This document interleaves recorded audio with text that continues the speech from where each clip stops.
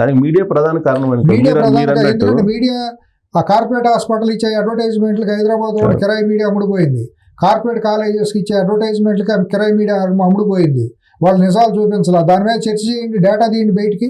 ఆ రోజు జరిగిన 8,000 కోట్ల రూపాయల నిధులు ఇదే రెండో యాంగిల్ రాలేదు కాబట్టి ఆయన మహానేత అయ్యాడు. ఇప్పుడు ఈయన కాదండి, ఆరోగ్యశ్రీ పేరుతో ఎంతమంది పేదలు నిజంగా మెరుగైన వైద్యం అందిందో చెప్పండి. అపోలో హాస్పిటల్ కానివ్వండి, లేకపోతే ఇంకోటి చోట్ల ఊరినే ఒకరిని చూసి 1000 మంది మోసపోవడం తప్పించి. దాని మీద నాకు వైద్య రంగ నిపుణులు కూడా మాట్లాడుతూ ఆయన ఆరోగ్యశ్రీ పెట్టిన ఖర్చు పెడితే ఈ పాటికి హాస్పిటల్స్ కార్పొరేట్ హాస్పిటల్స్ అయిందండి. అంత గవర్నమెంట్ ఇన్ఫ్రాస్ట్రక్చర్ పెరిగేదండి. ఇన్ఫ్రాస్ట్రక్చర్ మొత్తం హాస్పిటల్లోకి పేషెంట్ వెళ్ళలేక సూది దూది లేక మూతపడిన హాస్పిటల్ చాలా ఉన్నాయి. అక్కడ డాక్టర్లు అందరూ వదిలేసి ఈ కమిషన్ల కోసం ప్రభుత్వ హాస్పిటల్లో ఉన్న పేషెంట్లని ఆరోగ్యశ్రీ పేరుతో కార్పొరేట్ హాస్పిటల్కి పంపించి కమిషన్లు తీసుకున్నారు. మార్కెటింగ్ ఏజెంట్లు ఉన్నారు. అక్కడ ఏరియా హాస్పిటల్ నుంచి పేషెంట్ని పంపిస్తే దాని 30% ఈ బిల్డింగ్ లో అది ఆర్ఎంపీలు వీళ్ళందరూ చాలా సో అది జమానా ఆ రకమైన ఇమేజ్ తీసుకొచ్చి ఆ ముసుగు వేసుకుని విశృంఖలంగా సమాజం మీద పడిపోయి ఓ మహానేత అని పోయి కొంతమంది పూజ గదిలో ఫోటోలు పెట్టేసుకుని ఆ మహానేత ఉండటం మూలాన్ని మేము ఉన్నామని చెప్పేసి ఒక దుర్మార్గమైన ప్రచారం చేస్తే, అంటే ఆ మహానేత ఉండటం వల్ల ఎటువంటి వాళ్ళు మిగిలిపోయారంటే దాన్ని బట్టి అర్థమైపోతుంది ఆ మహానేత ప్రోడక్ట్ ఎటువంటి వాళ్ళు నమ్మారు. ప్రజలు నమ్మారు, అనుభవించారు. ఆ నమ్మటం వల్లనే ఆ బై ఎలక్షన్ అప్పుడు కూడా 2009 తర్వాత 12 ఆ టైంలో జరిగిన తెలంగాణ ఉద్యమంలో జరిగిన 17-18 బై ఎలక్షన్ జరిగింది. అప్పుడు కూడా అందుకనే ఇచ్చారు. తర్వాత ఆ నమ్మకంతోనే ప్రజలు గొర్రెలు కదా, విఘ్నత ఉండదు కదా, మూడజనం ప్రజలు, నేను మెజారిటీ ప్రజలు అంటారు, దాంట్లో మొహమాటం ఏమీ లేదు. కొంతమందికి నచ్చకపోవచ్చు కానీ మన దౌర్భాగ్యం, ప్రజల్లో ఉన్న దౌర్భాగ్యం, వ్యామోహానికి లోనవడం, విచక్షణ జ్ఞానం కోల్పోవటం, ఎడం చేతికి కుడి చేతికి తేడా అన్న తెలియాలి కదండి. మూర్ఖులకి అన్నానికి అశుద్ధానికి తేడా ఉన్నా తెలియాలి కదా. ఎవడేంటి అని ఇంగిత జ్ఞానం లేదా? ఈ జనాలు నమ్మే జనాలకి ఇంటో తల్లికి పెళ్ళడానికి తేడా తెలియదండి. ఎవడైతే ఉంటాడో తెలియకుండానే ఓట్లు వేసారా? 2014లో కూడా అంతే నేరో మెజారిటీతో ఇది చేశారండి. మీరు అదేమి టెక్నికల్గా తెలుగుదేశం గెలిపే కానీ ఓ రకంగా చూస్తే వైసీపీ 67 మంది ఉన్నారు. ఓటింగ్ పర్సంటేజ్ చూసినా కూడా ఇవాళ నిన్న చూసినా కూడా అంత పర్సంటేజ్ ఇస్తున్నారంటే సమాజం ఎంత దౌర్భాగ్యమైన స్థితిలో ఉంది. రాష్ట్రం ఇంకా నాశనం అయిపోయినా కూడా ఇంకా రియలైజ్ కాకుండా ఇంకా అంత పర్సంటేజ్ ఓట్లు ఇస్తున్నారంటే ఆ బలంతోనే ఇవాళ అతను మళ్ళీ బరి తెగించి రోడ్డు మీదకి రావడం మళ్ళీ లెటర్ రాయడానికి కారణం. అదే చెప్తాడు పదే నాకు అంతమంది ఉన్నారు కాబట్టి నేను ఇంకేం చేసినా విశృంఖలంగా ఏమైనా చేయొచ్చు అనే కదా. నువ్వు గంజాయి విశృంఖలంగా వేలాది ఎకరాలు నువ్వు నీ మనుషులతో ఉత్తరాంధ్రలో పండించి దేశవ్యాప్తంగా రవాణా చేసి లక్షల కోట్ల రూపాయలు దోచేసుకున్నారు మీ వాళ్ళు. డ్రగ్స్ విశృంఖలంగా దొరికిందే, ఇది దొరకకుండా వచ్చినాయి. ఇంకా ఇన్కన్సైన్మెంట్లు ఉన్నాయి, కంటైనర్లు ఉన్నాయి, ఎవరికీ తెలియదు ఏమండి. ఎర్రచంద్రం అయితే సరే జరగని అసాంఘిక కార్యకలాపాలు ఉన్నాయి. మైన్స్ అయితే సరే మొత్తం అంతా ఇస్కాను మైన్స్, లాటరైట్లు, ఇటువంటి గ్రానైట్లు ఇటువంటివన్నీ అయిపోయినాయి. సిమెంట్ ఫ్యాక్టరీలు లిక్కర్ కోసం సొంత డిస్టిలరీలు, ఇతరుల డిస్టిలరీలు అన్నీ కూడా మూపించేయటం లేదా కొనేసేయటం. ఏమండి, రాష్ట్రంలో ఇంకేం జరిగిందండి? తిరుమల వెంకటేశ్వర స్వామిని కూడా కబ్జా పెట్టేశారు. శ్రీవాణి ట్రస్ట్ పేరుతో వచ్చిన డబ్బులన్నీ కూడా ఏమైనాయి ఎవరికీ తెలియదు. దీని మీద జరగాల్సిన చర్చ విస్తృతంగా జరగల. ఎంతసేపు వ్యక్తిత్వ హరణాలు, క్యారెక్టర్ అసాసినేషన్తో ఆడియుడు తిట్టుకుంటాం, నీచమైన బురద రాజకీయాలు చేసుకున్నారు తప్పించి నిర్మాణాత్మకమైన విమర్శలు ఎక్కడ కూడా జరగల. ఇప్పుడు ఆయన శ్వేతపత్రాలు రిలీజ్ చేశారు, ఇంకా రిలీజ్ చేస్తారంటున్నారు. వాటి మీద చర్చ జరిగే టైంకి ఈ మర్డర్లు, మానభంగాలు, శ్వేతపత్రాలు అనేది నేను వ్యక్తిగతంగా నేను వివేచిస్తానండి. ఆయన చేసే తప్పండి అది. ఇవాళ ప్రజలకు కావాల్సిన శ్వేతపత్రాలు అనేది కాదండి. ఎవరికి కావాలి శ్వేతపత్రాలు? రోజుకో శ్వేతపత్రం తీరుతొంతేంటి? ఓ పక్కన అసాంఘిక శక్తులు అక్కడ తొడలు కొట్టి మీసాలు మెలేసి ఓడలేస్తా అంటే, దెయ్యాలు పిశాచ గణాలలాగా రోడ్ల మీదకి వస్తా అంటే వాళ్ళు అంతు పట్టకుండా, పోలీసులు ఇంతవరకు ఒక కట్టుదిట్టమైన చర్యలు లేకుండా, ఇంకా పోలీసులకి ఒక ఫ్రీ హ్యాండ్ అనేది అక్కడ పొట్టే రాకుండా మీకు అడ్మినిస్ట్రేషన్ మీద, ఇంకా పాతాళ్ళే ఇంకా అసాంఘిక శక్తులతో మమేకమైనటువంటి వాళ్ళు, వాళ్ళతో కొల్లుడైన పోలీసులను ఇంకా మీరు క్షేత్రస్థాయిలో పెట్టుకుని దాన్ని సంస్కరించుకోకుండా ఎంతసేపు నేను వైట్ పేపర్లు అంటే ఎవరికి కావాలండి? వైట్ పేపర్లు మీ విదేశీ పెట్టుబడులు ఎవరికి కావాలండి? కావాలి కాదంట్లా, శాంతి భద్రతలు కావాలి, పెట్టుబడులు కావాలి. పెట్టుబడులు ఎప్పుడు వస్తాయి? ముందు ఈ విషసర్పాలను తీసేయండి. ఓ పక్క నిస్సిగ్గుగా అంత దౌర్భాగ్యంగా జరుగుతుంటే లా అండ్ ఆర్డర్ని కంట్రోల్ పెట్టండి. తొక్కినారులాగా లోపలేయండి మొత్తం. ఆ పిన్నెల్ లాంటి వాళ్ళు ఇంకెంతమందో ఉండరు రాష్ట్రంలో. కానీ ఇప్పుడు అది మీరు అన్నట్టు గ్రౌండ్ లెవెల్ ఎస్ఐ దగ్గర నుంచి వాళ్ళు ఏం మారలేదు, ఏం DSP మారలేదు. దాకా ఎవరు మారలేదు. మొత్తం వైఎస్ఆర్ కాంగ్రెస్ పార్టీ వాళ్ళే. సానుభూతి పనులు అవును. వాళ్ళు అపాయింట్ చేసిన వాళ్ళు ఉన్నారు. అవును, దాని కారణంగా ఏమైనా ఈ ఇన్సిడెంట్లు అన్ని కూడా ఇప్పుడు దాని కారణం కాదండి, ఎప్పుడు జరుగుతాయండి. ఒక సమాజం అన్నాక హత్యలు ఇవన్నీ మామూలు నిరంతరం జరుగుతూనే ఉంటాయి. వీళ్ళు ఏంటంటే ప్రతి శవాన్ని ఒక రాజకీయంగా వాడుకోవడం మొదలెట్టారు. ప్రతి శవాన్ని తెలుగుదేశం ఫెయిల్ అయింది. ఎందుకంటే తెలుగుదేశానికి కొద్ది సంస్కారం ఉంది కదా, ప్రతిదాన్ని మనం ఆ రకంగా చూడకూడదు, సరే ప్రతి ఎందుకులే అన్నట్టు ఉంటాం. అట్లాగే వీళ్ళకి కూడా ఏంటంటే ఈ రేటింగుల కోసం దిగజారిపోయిన మీడియాలు కొన్ని ఉన్నాయండి. బ్రేకింగ్ వార్తలు పెట్టేయటం, ఇవి ఎంత నికృష్టం అంటే వీళ్ళు రేపు మాపో శోభనాల గదిలో కూడా వీళ్ళు శోభనాలు కూడా లైవ్ టెలికాస్ట్ చేస్తారండి. దరిబోతులు అటువంటి వాళ్ళ చేతిలోకి మీడియా వెళ్తాను. దురదృష్టకరం. ఇంగిత జ్ఞానం ఏమీ లేదు. తల్లికిను చెల్లికి పెళ్ళానికి తేడా తెలియని వాళ్ళందరూ ఇటువంటి మీడియాల్లోకి వీటిలోకి వచ్చేయటం, ఏది చూపించాలి ఏది చూపించకూడదు, సమాజంకి ఏది హితం ఏది తప్పు, మనం చూపించవచ్చా చూపించకూడదా, దాని మీద అసెస్మెంటును ఒక ఏమీ లేదండి. ఎవరికాడే రేటింగుల కోసం ఎంతకైనా దిగజారిపోవటం అండి. సోషల్ మీడియా కూడా దానికి అంతే అట్టాగే అయిపోయిందండి. సోషల్ మీడియాలో కూడా ఇవాళ పోస్టులు కూడా అసాంఘికమైన పోస్టులు, దొంగైందంటే దొంగగట్టేయమని, లేదా ఒక ఇన్సిడెంట్ జరగగానే అమ్మంటే దాని మీద తీర్పులు ఇచ్చేయటం. అది కూడా మన ఉండే కొద్ది మనకు కూడా ముందైతే సెన్సిటివ్గా అయ్యో నా గురించి 10 మంది అనుకుంటున్నారు అని మనకు ఉండేదండి. ఇవాళ ఇంతే కదా అనుకుంటున్నారు అయిపోయిందని క్షణంలో మర్చిపోయే పరిస్థితి మనకు కూడా వచ్చేసింది. సమాజం మనం అంటే ప్రతి మనిషి కూడా అనుకున్నారు ఏం పోయిందిలనే ఇది వచ్చేసింది. అంటే ఎప్పుడంటే ఆ భావం వస్తుందో కట్టు పోయినట్టే. ఇంకా సమాజంలో బిడియం సిగ్గు తప్పు ఒప్పు అనేది ఒక కట్టుబాట్లు ఉంటాయి కదా, ఆ కట్టుబాట్లు కూడా తొలగిపోయే పరిస్థితి వచ్చేస్తుంది ఇటువంటి వాటి మూలాన. సో ఒకప్పుడు చంద్రబాబు నాయుడు మీద అత్యాయత్నం జరిగింది. అవును, జగన్మోహన్ రెడ్డి గారి హయాంలో ముఖ్యమంత్రిగా ఉన్నప్పుడు. ఇప్పుడు మిథున్ రెడ్డి మీద అత్యాయత్నం జరిగింది అని చెప్పి వాళ్ళు నిన్న ఇన్సిడెంట్స్ మనం వినుకొండ పొంగునూరు రెండు తీసుకుంటే వాటి మీద అట్టుడిపోయింది రాష్ట్రం మొత్తం.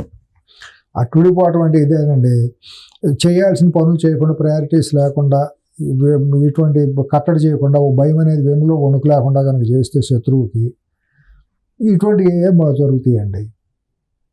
ఎప్పుడు కూడా పరిపాలన అనేది ఎక్కడ ఉండాలంటే అది వాళ్ళకే తెలుసు. నిజంగా చెబుతున్నాను కదా, చంద్రబాబు నాయుడు గారికి పరిపాలన చేయడం తెలియదు, ఆయన అభివృద్ధి చేయడం వచ్చు. అభివృద్ధి ఎట్లా చేయాలి, రాష్ట్రాన్ని ఎట్లా చేయాలి అదే పిచ్చిదారిలో వెళ్తాడు తప్పించి అసాంఘిక శక్తులను ఎట్లా కంట్రోల్ చేయాలనేది ఆయన ప్రయారిటీలో తక్కువ. చేయలేదని కాదు, హైదరాబాద్ లాంటి చోటే చాలా పకడ్బందీగా ఎక్కడ కూడా మత కలహాలు అనేది ఎప్పుడు అంతకుముందు కేర్ ఆఫ్ అడ్రస్ హైదరాబాద్గా ఉండేదాన్ని. తెలుగుదేశం వచ్చిన తర్వాత హైదరాబాద్ లాంటి సెన్సిటివ్ ఏరియాలోనే ఒక మత కలహాలు అనేది ఎక్కడా లేకుండా చాలా పకడ్బందీగా కంట్రోల్ చేసుకొచ్చిన చరిత్ర ఉన్న తెలుగుదేశం పార్టీ. అది కూడా 9 సంవత్సరాలు మరి ముఖ్యమంత్రిగా ఉన్నప్పుడు మరి సామాన్యం కాదు కదా. అటువంటి మా ముఖ్యమంత్రి ఇవాళ మరి అక్కడ రాష్ట్రం చిన్న రాష్ట్రం దాంతో పోల్చినప్పుడు ఎంతసేపు అండి 5 నిమిషాలు సరైన పోలీసు యంత్రాంగాన్ని సరైన సలహాదారులను పెట్టుకుని తొక్కినారులో అయితే నెల రోజుల్లో అక్కడ పరారు అయిపోవాల్సిన పరిస్థితి అండి. అటువంటిది ప్రెస్ మీట్లు పెట్టి తోడలు కొట్టేవాడో కూడా పీక్కుంటారనేవాడో కూడా రోజు నిరంతరం మాట్లాడుతుంటే మాట్లాడలేని అచేతన స్థితిలో తెలుగుదేశం అధికార పార్టీ ఉంటాం. జనసేన వాళ్ళు కూడా ఎలక్షన్ బిఫోర్ మాట్లాడినంత దూకుడుగా వాళ్ళు మాట్లాడలేరు, అయ్యారు. ఈ బీజేపీ వాళ్ళు ఏమో సన్నాయి నొక్కులు అటే మాట్లాడుతున్నారు. ఇంకా కూడా మంత్రి పదవిలో దీంట్లో బాధ్యత వహించిన మంత్రి ఆయన వరకు బాగానే ఉన్నారు. సత్యకుమార్ గారి వరకు మనం ఆయన ఇంటిగ్రిటీ కానీ ఆయన దీన్ని మనం ఏదైతే చూపించడానికి లేదు. కానీ మిగతా వాళ్ళ పరిస్థితి అటు అమ్ముడు పోయిన వాళ్ళు ఉన్నారు కదా, వాళ్ళందరూ అటే సపోర్ట్ చేస్తున్నారు. పార్టీలో కొంతమంది వాళ్ళు కూడా నిర్ణయాత్మకంగా పార్టీ అధ్యక్షురాలు కానివ్వండి, ఆ మంత్రి కానివ్వండి, వాళ్ళందరూ కూడా రాష్ట్ర అభివృద్ధిలో తప్పకుండా వాళ్ళ భాగస్వామ్యం ఉంది, వాళ్ళని మనం అంటానికి వీల్లేదు. కానీ పాత వాళ్ళు ఉన్నారు కదా సంఘ విద్రోహ శక్తులు బీజేపీలో ఉండే వాళ్ళందరూ కూడా వాళ్ళందరూ అటే సపోర్ట్ చేస్తున్నారు. ఇప్పుడు నిన్న మిథున్ రెడ్డి సంఘటన కూడా అదేనా? అంతే కదా, వాళ్ళు ఖండించాలి కదా. ప్రభుత్వంలో భాగమైనప్పుడు వాళ్ళది కూడా సమిష్టి బాధ్యత. బీజేపీకి కూడా ఎక్కడన్నా ఖండిస్తున్నారా? ఇది కాదు, ఈ ప్రభుత్వానికి సంబంధం లేదని జగన్కు వ్యతిరేకంగా ఒక స్టేట్మెంట్ ఎందుకు ఎవరు? మీ బాధ్యత లేదా? కూటమిలో ఉన్నప్పుడు జనసేన వాళ్ళు కూడా మాట్లాడాలి కదా, నోరెత్తి సపోర్ట్ చేయాలి కదా తెలుగుదేశానికి. మరి కూటమి ధర్మం అంటే అదే కదా. తెలుగుదేశం ఒకటే కాదు కదా వాళ్ళ రూలింగ్లో ఉంది, మరి వాళ్ళు ఎందుకు మాట్లాడరు? ఇది చాలా తప్పండి. ఇది తెలుగుదేశాన్ని నేను తెలుగుదేశాన్ని అంటలేకపో, జనసేన కూడా వాళ్ళు దీంట్లో స్పందించాలి. రాష్ట్ర అభివృద్ధిలో శాంతి భద్రతలు కాపాడటంలో ఇది సమిష్టి బాధ్యత 3 పార్టీలది. ఇప్పుడు రాష్ట్రాన్ని తెలుగుదేశం పార్టీ నడిపిస్తున్నట్టు మీకు అనిపిస్తుందా, వైఎస్ఆర్ కాంగ్రెస్ పార్టీ నడిపిస్తున్నట్టు అనిపిస్తుందా? వైఎస్ఆర్సీపీ పార్టీకి నడిపిస్తున్నదని అనలేం కానండి, వైఎస్ఆర్సీపీ ఆ అసాంఘిక శక్తులను కట్టడి చేయడంలో నెల రోజులైనా కూడా ఒక భయం అనే దాన్ని కలగజేయడంలో వైఫల్యం చెందింది తెలుగుదేశం అనుకుంటాను నేను.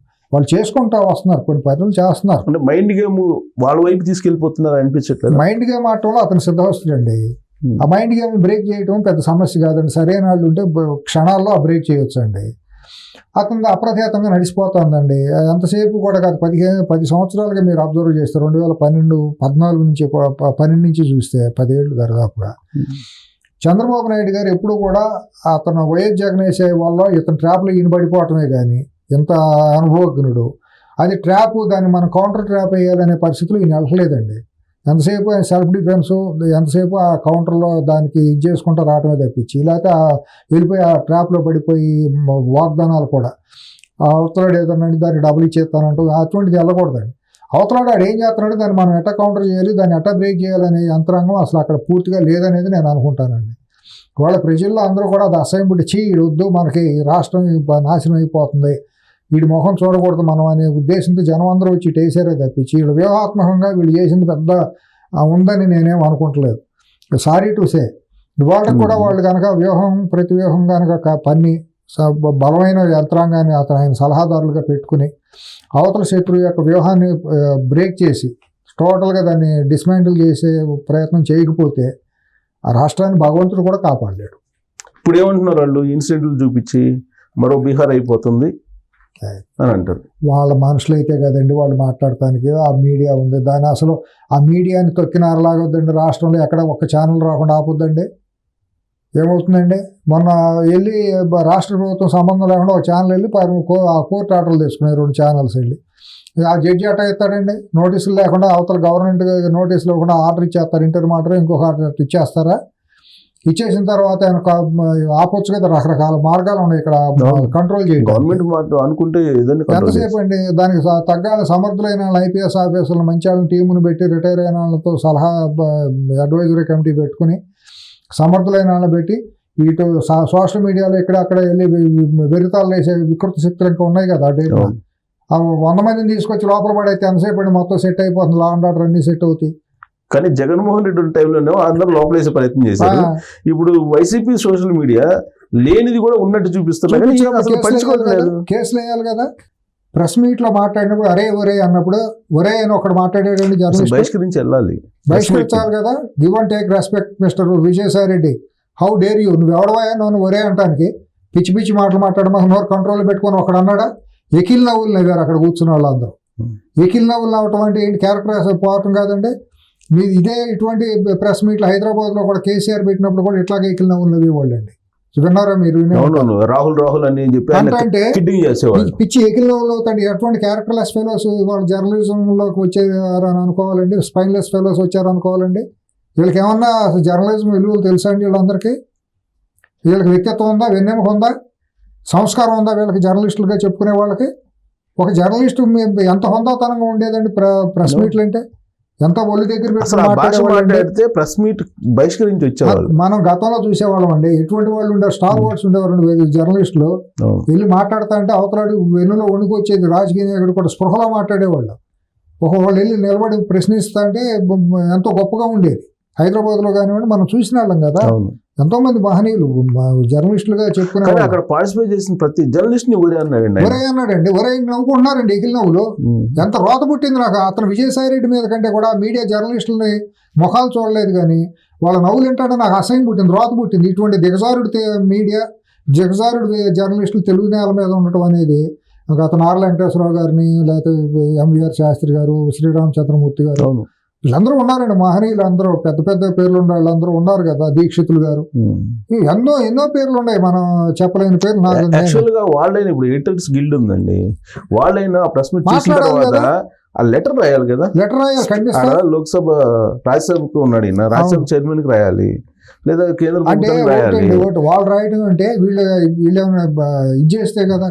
సరే, ఇప్పుడు వాళ్ళంటే లోకల్ జర్నలిస్టులు, లోకల్ అయితే మాత్రం వాళ్ళు బహిష్కరించాలి. వాస్తవంగా పాలిగాడ జర్నలిజానికి కొద్దిగా మచ్చ కదా, జర్నలిజానికి మచ్చ కదా, ప్రొటెస్ట్ చేయాలి. ఎప్పుడంటే రాయాల్సింది వెళ్ళి మాట్లాడతా అంటే అవతలాడు వెన్నులో వణుకు వచ్చేది. రాజకీయ నాయకుడు కూడా స్పృహలో మాట్లాడేవాళ్ళు. ఒకళ్ళు వెళ్ళి నిలబడి ప్రశ్నిస్తా అంటే ఎంతో గొప్పగా ఉండేది. హైదరాబాద్లో కానివ్వండి మనం చూసిన వాళ్ళం కదా, అవును. ఎంతో మంది మహనీయులు జర్నలిస్టులుగా చెప్పుకునే కానీ అక్కడ పార్టిసిపేట్ చేసిన ప్రతి జర్నలిస్ట్ ని ఒరే అన్నాడండి ఆయన. ఒరే అన్నాడండి, ఒరే నవ్వుకుంటున్నారండి ఎగిలి నవ్వులు.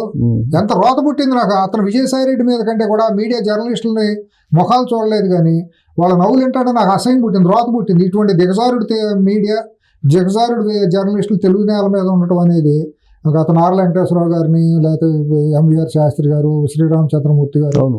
వీళ్ళందరూ ఉన్నారండి. మహనీయులు అందరూ పెద్ద పెద్ద పేర్లు ఉండే వాళ్ళందరూ ఉన్నారు కదా, దీక్షితులు గారు, ఎన్నో పేర్లు ఉన్నాయి, మనం చెప్పలేని పేర్లు. యాక్చువల్ గా వాళ్ళైనా ఇప్పుడు ఎడిటర్స్ గిల్డ్ ఉందండి, వాళ్ళైనా ఆ ప్రెస్ మీట్ చూసిన మాట్లాడాలి తర్వాత కదా. ఆ లెటర్ రాయాలి కదా, లెటర్ రాయాలి ఖండిస్తా. లోక్సభ రాజ్యసభకు ఉన్నాడు ఈయన, రాజ్యసభ చైర్మన్ కి రాయాలి, లేదా కేంద్ర అంటే ప్రభుత్వానికి రాయాలి. ఒకటి వాళ్ళు రాయడం అంటే వీళ్ళేమైనా ఇది చేస్తే కదా. సరే ఇప్పుడు వాళ్ళంటే లోకల్ జర్నలిస్టులు లోకల్ అయితే ఏమైందంటే, లోకల్ అయితే మాత్రం పాలిగాడ వాళ్ళు బహిష్కరించాలి వాస్తవం. పాలిగాడ టోటల్ జర్నలిజానికి కొద్దిగా మచ్చ కదా, జర్నలిజానికి మచ్చ కదా, ప్రొటెస్ట్ చేయాలి. ఇప్పుడంటే protest రాయాల్సింది